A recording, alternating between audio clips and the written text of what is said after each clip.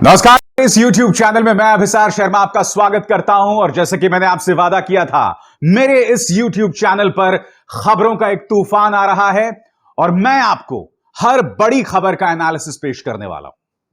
और आज जो मैं आपके सामने खबर लेकर आया ना दोस्तों, मैं सिर्फ यही पूछना चाहता हूं कि मेरे भारत को आखिर क्या हो गया है। आपकी स्क्रीन पर दोस्तों ये वीडियो देखिए। यह गुरुग्राम के सेक्टर 12 का वीडियो है। प्रशासन ने मुसलमानों को इजाजत दी थी एक जगह नमाज अता करने के लिए, मगर फिर कुछ लोग आए जिसमें बजरंग दल के लोग भी शामिल थे और उन्होंने जय श्री राम के नारे लगाने शुरू कर दिए। यह वीडियो इस बात की गवाही है। मैं जानता हूं कि सेक्टर 47 में, गुरुग्राम के सेक्टर 47 में इसी तरह से कुछ मुसलमान खुले में नमाज अदा कर रहे थे, जिस पर लोगों ने अपनी आपत्ति दर्ज की थी। मैं पहले बात स्पष्ट कर दूं, मेरा निजी तौर पर मानना है कि चाहे हिंदू हो, मुसलमान हो, सिख हो, ईसाई, सार्वजनिक तौर पर उन्हें धार्मिक आयोजन नहीं करने चाहिए। मगर यह भारत है जहां हमारी धार्मिक मान्यताएं और हमारी रोजमर्रा की जिंदगी के बीच का फर्क जो है ना दोस्तों, वो खत्म हो जाता है। हर धर्म में यही होता है कि हम सार्वजनिक तौर पर इस तरह से धार्मिक आयोजन करते हैं। मगर मेरा सवाल कुछ और है। जब प्रशासन ने मुसलमानों को सेक्टर 12 में नमाज अता करने की इजाजत दे दी थी, तो फिर वहां पहुंच के हम लोग जय श्री राम के नारे क्यों लगा रहे हैं? क्या उससे राम का रुतबा बढ़ रहा है, या आपको लगता है कि उससे इस्लाम की तौहीन हो रही है? क्योंकि यह इजाजत तो मनोहर लाल खट्टर सरकार की प्रशासन ने दिया था ना। और हम कर क्या रहे हैं? हम अपने देश को क्या बना रहे हैं? मैं बार बार दोस्तों यह बात कहता हूं। देखिए, पिछले 7 सालों में इस सरकार के अंतर्गत देश की माइनॉरिटीज, चाहे वो मुसलमान हो या सिख, उन्हें शारीरिक और मानसिक यातनाएं देने की पूरी कोशिश की गई है। इसका कभी ना कभी तो समाधान निकल आएगा दोस्तों। मगर जो लोग जहर के जरिए, सांप्रदायिक जहर के जरिए आपकी आत्मा को, आपको ब्रेन वॉश कर रहे हैं, आपकी आत्मा को आहत कर रहे हैं, उसका क्या नुकसान है बताइए ना। वो तो ब्रेन वॉश कर रहे हैं हमारे बच्चों को, हमारी आने वाली पीढ़ियों को। यह जहर बार बार भर के नुकसान ज्यादा किसका है? वो कट्टरवादी हिंदू जिन्हें लगता है कि साहब भारतीय जनता पार्टी चली गई तो मुगलों का राज आ जाएगा। नहीं साहब, भारतीय जनता पार्टी चली गई तो उससे कोई हिंदुओं को नुकसान नहीं होने वाला है। नुकसान सिर्फ बीजेपी को होगा, क्योंकि जो जो घोटाले सामने नहीं उभर कर आए वो बाद में आएंगे और फिर उनके नेताओं को जवाबदेही करनी पड़ेगी। मगर मैं कुछ और कह रहा हूं दोस्तों। यह खबर जो है ना, अपने आप में बहुत सवाल खड़े करती है। इस तरह से लोगों को रोकना नमाज अता करने से, और एक के बाद पिछले 2-3 महीनों में आप देख रहे होंगे ढेरों घटनाएं आ गई। और ऐसा क्यों हो रहा है?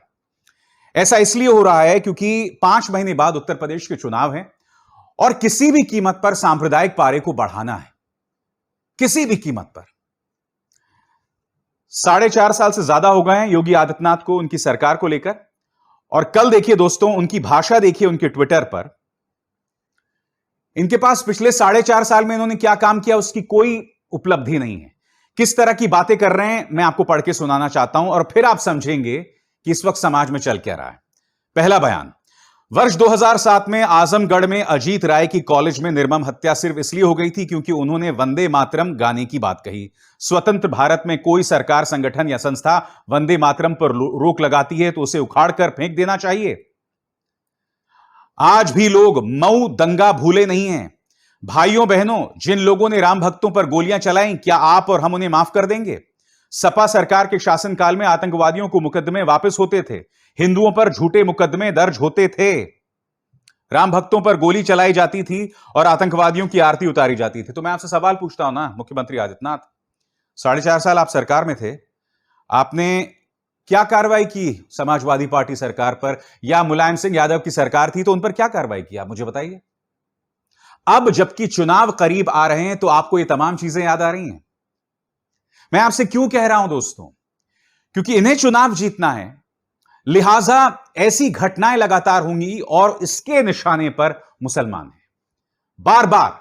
और यह सवाल हमें भारतीय जनता पार्टी से ज्यादा खुद से पूछने की जरूरत है कि हम इन तमाम घटनाओं पर कब तक चुप्पी साधेंगे? क्योंकि देखिए, राहत इंदौरी साहब ने बहुत खूबसूरत बात कही थी कि लगेगी आग तो आएंगे घर कई जद में, यहां सिर्फ हमारा मकान थोड़े है।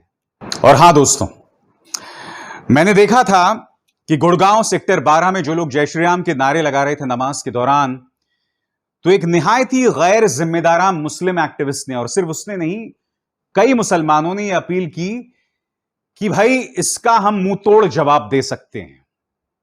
मैं आपको बता दूं दोस्तों, अगर इसका जवाब हिंसा से दिया जाएगा तो इससे बड़ी भूल नहीं हो सकती। इसके दो कारण हैं। अगर आप हिंसा करेंगे तो पूरी व्यवस्था उस घटनाक्रम को रेखांकित करके उसे अंडरलाइन करेगी और देखेगी, देखो मुसलमान हिंसा करते हैं। और उससे भी बड़ी बात, इस देश का लंबा चौड़ा इतिहास रहा है सत्याग्रह का, अहिंसात्मक आंदोलन का। अगर आपको लगता है कि आपके साथ बुरा हो रहा है तो अहिंसात्मक आंदोलन के जरिए अपने बात कहिए। शाहीन बाग को भूल गया अब इतनी जल्दी? शाहीन बाग कितना खूबसूरत आंदोलन था। उन्होंने कहीं पर भी हिंसा का सहारा नहीं लिया, उन पर लगातार हमले किए जाते रहे, मगर उन्होंने अपना आपा नहीं खोया। ऐसे तथाकथित मुस्लिम एक्सपर्ट से बचिए, क्योंकि ये लोग आपको सिर्फ और सिर्फ गलत रास्ता दिखा रहे हैं। और मैं ये भी कहना चाहता हूं दोस्तों, देखिए आज बहुत जरूरी है कि समुदाय से कुछ ऐसे चेहरे उभर कर आएं जो एक नई दिशा दें। क्योंकि देखिए, राजनेताओं ने पिछले 50-60 सालों में मुसलमानों को कोई बहुत सही दिशा नहीं दी है, खासकर जो वहां गरीब तबके के लोग हैं।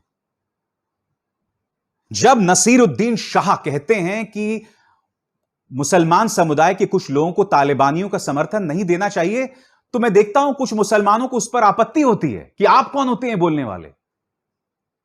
बात सही है दोस्तों कि तालिबान एक आतंकवादी संगठन है और उसके पक्ष में जो भी उभर कर आएगा, आपकी सोच उसी से मेल खाती दिखाई देती है।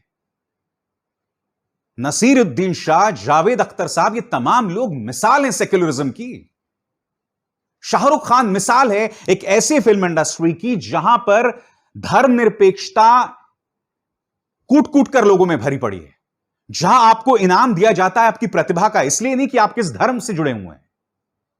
इसलिए जितनी जिम्मेदारी मुझे लगता है हिंदुओं की है कि इस मौके पर वो इस बात का प्रमाण दें कि हम मुसलमानों को सुरक्षा देंगे और इस जहर को अपने अंदर नहीं भरने देंगे, उतनी ही जिम्मेदारी मुसलमानों की है कि वो अपने समुदाय में जो कुछ गिने चुने लोग हैं जो इस तरह से बरगलाने वाली बातें, भड़काने वाली बात करते हैं, उनको समझाएं, उन पर अंकुश लगाएं। मैं चाहूंगा आप कुछ चेहरों पर गौर कीजिए। शर्जील इमाम, उमर खालिद, डॉक्टर कफील खान, सिद्दीक कप्पन। सबसे पहले शर्जील इमाम की बात करता हूं दोस्तों। कल जानते हैं उनकी बेल को रद्द कर दिया गया, मगर अदालत ने क्या कहा था मैं आपको पढ़ के सुनाना चाहता हूं अंग्रेजी में, बाद में उसका तर्जुमा करूंगा। अदालत यह कह रही है उनके खिलाफ कोई प्रमाण नहीं है कि वो भीड़ को भड़का रहे थे, फिर भी हम उन्हें बेल नहीं देंगे। क्या कहा, पढ़ के सुनाना चाह रहा हूं। After going through the record, I am of the prima facie view that the evidence in support of the allegations that rioters got instigated by the speech dated 13/12/2019 of applicant accused and thereafter they indulged in acts of rioting, mischief, attacking the police party, etc. is scanty and sketchy. यानी कि ऐसे कोई प्रमाण मौजूद नहीं है कि शर्जील इमाम के भाषण से दंगा हुआ या दंगा को बढ़ावा मिला, फिर भी उन्हें बेल नहीं मिली। अब इस चेहरे पर गौर कीजिए, उमर खालिद। उमर खालिद के खिलाफ पुलिस ने जो तथ्य पेश किए, आप जानते हैं उन्होंने उमर खालिद का पूरा भाषण पेश नहीं किया, भाषण का एक छोटा सा हिस्सा पेश किया। और वो छोटा सा हिस्सा कहां से आया? यह आदमी भारतीय जनता पार्टी के आईटी सेल के गुर्गों का प्रमुख अमित मालवीय के ट्विटर हैंडल से। और न्यूज चैनल्स रिपब्लिक ने उनके ट्विटर हैंडल से यह लिया। आप एक न्यूज चैनल हैं, करोड़ों की आपके रिपोर्टर्स हैं, करोड़ों का आपका टर्नओवर है, और आप खबर कहां से लाते हैं? भारतीय जनता पार्टी के नेता के ट्विटर हैंडल से। और उमर खालिद अब भी जेल में है। सिद्दीक कप्पन, यह आदमी केरला से आया था, हाथरस में गुड़िया का बलात्कार और उसका मर्डर हो गया था, उस मामले की जांच करने अब भी जेल में है। इस पर आतंकवाद की धाराएं लगा दी गई हैं। इस चेहरे पर गौर कीजिए, डॉक्टर कफील खान। 9 महीने तक उत्तर प्रदेश सरकार ने इन्हें जेल में रखा था। 9 महीने बाद जब ये रिहा हुए तो इलाहाबाद हाईकोर्ट ने कहा कि डॉक्टर कफील खान ने जो भाषण दिया था वो सांप्रदायिक सौहार्द की मिसाल है, यानी कि सांप्रदायिक मेलजोल की, लोगों में एकता बढ़ाने की, लोगों को एक साथ लाने की मिसाल है। फिर भी इस शख्स को 9 महीने जेल में रहना पड़ा। ये तमाम मिसालें क्या बतला रही हैं और हम बतौर समाज आपको अपने आप को क्या कर रहे हैं? मैं आपको फिर कह रहा हूं, इन सवालों के जवाब सुलझे हुए समझदार हिंदुओं को देना पड़ेगा और सोचना पड़ेगा कि हम अपने समाज को क्या बना रहे हैं जिसमें हम अपने दूसरे नागरिकों के लिए हालात इस कदर प्रतिकूल, इस कदर हॉस्टाइल कर रहे हैं। मैं जानता हूं मुसलमानों के लिए व्यवस्थाएं अक्सर हॉस्टाइल रही हैं, प्रतिकूल रही हैं, क्योंकि आपको याद होगा ऐसी ढेरों मिसालें हैं। मुझे याद है 90 के दशक में कम से कम 2 या 3 मुसलमान बगैर किसी जुर्म के, बगैर किसी गुनाह के करीब 15 से 23 साल तक जेल में थे और 23 साल बाद उन्हें रिहा किया गया यह कहते हुए इनका कोई गुनाह नहीं था, मगर 23 साल तक ये जेल में सड़ते रहे। और उस वक्त तो सरकारें कांग्रेस की भी थी, यूनाइटेड फ्रंट की भी थी, बीजेपी की सरकार उस वक्त नहीं थी। मगर अब क्या हो रहा है दोस्तों, पहले कम से कम सभ्य समाज इन मुद्दों पर सवाल उठाता था, उसके अंदर एक संवेदना थी जब वो देखती थी कि एक बेटी के सामने उसके बाप को मारा जा रहा है, उसकी आंखों में आंसू होता था, उसके जहन में दर्द होता था। अब जो गंदा और जहरीला प्रचार न्यूज चैनल्स के जरिए किया जाता है, हमारी वो संवेदना खत्म हो गई। आप भूल गए इस घटना को? स्क्रीन पर देखिए दोस्तों, उत्तर प्रदेश, पिटते हुए वालिद को बचाने के लिए लिपटी रही बच्ची, लेकिन गुस्साई भीड़ लगवाती रही जय श्री राम के नारे। खबर क्या है मैं पढ़ के सुनाना चाहता हूं, अगर आप लोग भूल गए हो तो। उत्तर प्रदेश के कानपुर में कुछ अतिवादी लोगों ने सरेआम एक मुस्लिम रिक्शे वाले को पीटते हुए जय श्री राम के नारे लगवाए और सड़क पर उसका जुलूस निकाला। कानपुर की एक बस्ती में 2 पड़ोसी कुरैशा और रानी के परिवार में बाइक के मुद्दे को लेकर झगड़ा शुरू हुआ था। इसमें कुरैशा ने रानी पर मारपीट की एफआईआर की तो रानी ने कुरैशा के लड़कों पर छेड़खानी की। फिर बजरंग दल इस मामले में आया और उसने वहां जाकर प्रदर्शन किया। इस मामले में पिटते हुए पिता को बचाने के लिए उसकी बच्ची लिपट कर रोती रही, लेकिन धर्म के नाम पर यह करने वालों को उस पर रहम नहीं आया। खास बात यह कि पिटने वाले अफसर पर ना कोई आरोप है और नहीं उसके खिलाफ कोई एफआईआर है। यह तस्वीर याद है आपको? इंदौर की गली में एक चूड़ी वाला जाता है और उसे बुरी तरह से पीटा जाता है और फिर उसे पुलिस के हवाले कर दिया जाता है। उस पर यह आरोप था कि यह लव जिहाद करने आ रहा था। देखिए, अगर तो वो लड़की को छेड़ रहा तो यकीनन उस पर कार्रवाई होनी चाहिए, इससे मैं मना बिल्कुल नहीं कर रहा हूं। मगर हमारे पास जितने भी ये मामले हैं, कोई प्रमाण नहीं उभर कर आया है। इस चेहरे पर गौर कीजिए, कॉमेडियन मुनव्वर फारूकी। कॉमेडियन मुनव्वर फारूकी कम से कम 1 महीने तक जेल में थे और उनका कोई गुनाह नहीं था। खुद पुलिस ये कह रही थी हम नहीं जानते इन्हें क्यों जेल में रखा गया है। एक सांसद के बेटे ने शिकायत की और इन्हें जेल में डाल दिया गया। कोई गुनाह नहीं साबित हुआ उसका। अब भी मैं नहीं भूला हूं, उनका शायद गुजरात में कार्यक्रम है, तो उनके पहुंचने से पहले जो अतिवादी संस्थाएं हैं वो कह रहे हैं कि तू पहुंच तो सही गुजरात, हम तेरे होश ठिकाने लगाते हैं। ये तमाम चीजों से हम मुंह नहीं मोड़ सकते हैं और जो तमाम मैंने आपको मिसालें बताई हैं इसमें गुनाह उनका नहीं दिखाई देता।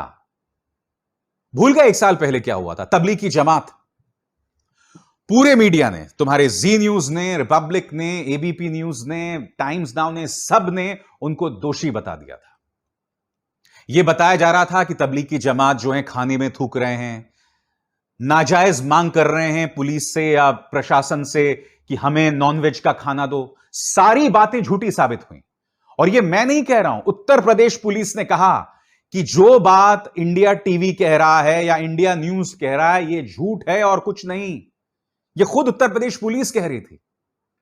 और उसके बाद मुंबई हाईकोर्ट का जजमेंट आया कि तुमने जो तबलीगी जमात पर जितने भी आरोप लगाए थे सरासर गलत थे।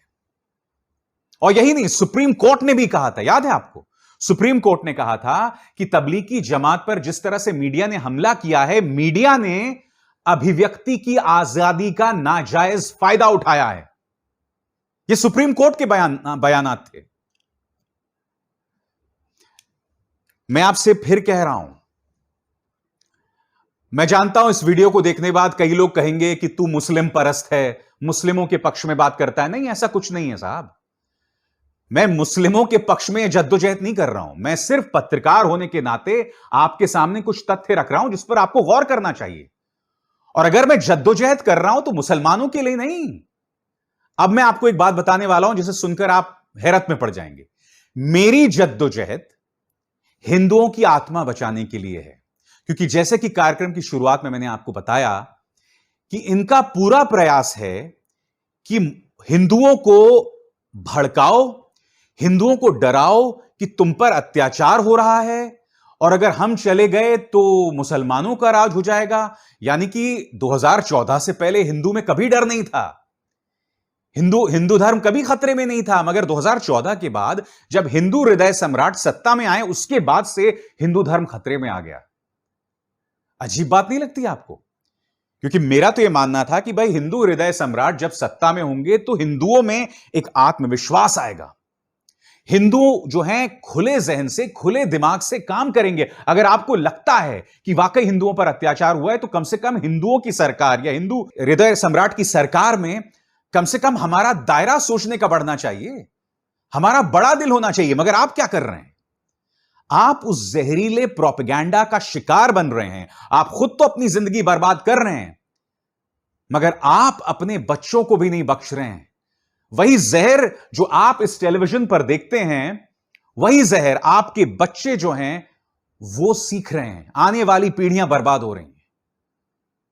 मैं उम्मीद करता हूं कि मेरी आने वाली पीढ़ियां मुझे गलत साबित करेंगी और पलट के अपने मां बाप से सवाल करेंगी कि तुमने इसी ड्राइंग रूम में बैठकर फिजूल की बातों पर जहर फैलाया और इसके अलावा तुमने कुछ नहीं। मैं उम्मीद करता हूं यह सवाल पूछा जाएगा। बच्चे इस सवाल अपने मां बाप से पूछेंगे, क्योंकि अगर नहीं पूछेंगे ना दोस्तों, तो इस देश का एक बहुत ही अंधकारमय भविष्य है। आने वाले वक्त में क्या होने वाला है, मेरे पास शब्द नहीं है। मैं आपको तमाम मिसाल बता रहा हूं कि व्यवस्था किस तरह से मुसलमानों के खिलाफ दिखाई दे रही है, और यह अपने आप में एक बहुत बड़ी ज्यादती है। मेरी इन बातों पर गौर कीजिएगा। और एक बार फिर मेरी आप सबसे अपील कि मेरे इस YouTube चैनल, इस नए YouTube चैनल को बढ़ावा दीजिए, ज्यादा से ज्यादा लोगों तक इसे पहुंचाइए, मेरे हाथ मजबूत कीजिए, ताकि इसी तरह से मैं आपसे जुड़े मुद्दे लगातार उठाता रहूं। अभिसार शर्मा को दीजिए इजाजत। नमस्कार।